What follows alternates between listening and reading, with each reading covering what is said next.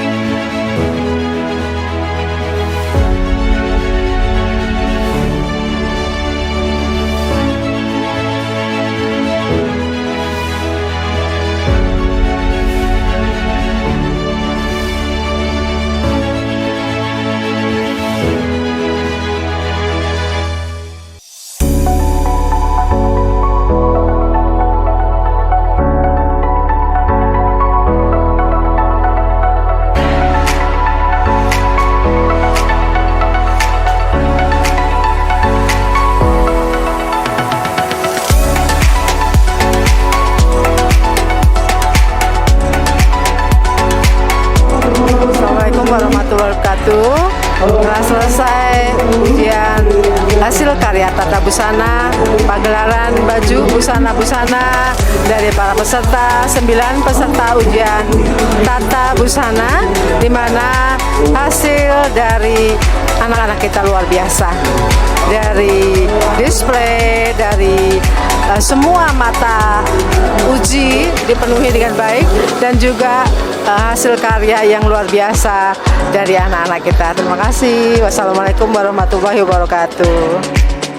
Pesan kesannya selama belajar di Ariyanti bener-bener hektik sih, tapi ilmunya bener-bener dapat banget. Terus juga tadi bimbing dari bener-bener nol, nggak bisa sama sekali, sampai mahir, sampai bisa akhirnya bikin fashion show sendiri kayak gini. Terus pesannya Bu Ana semoga sehat-sehat terus, bisa membimbing adik-adik kelas yang selanjutnya. Terus juga buat adik-adik kelas yang tahun depan ujian, mudah-mudahan lancar semuanya.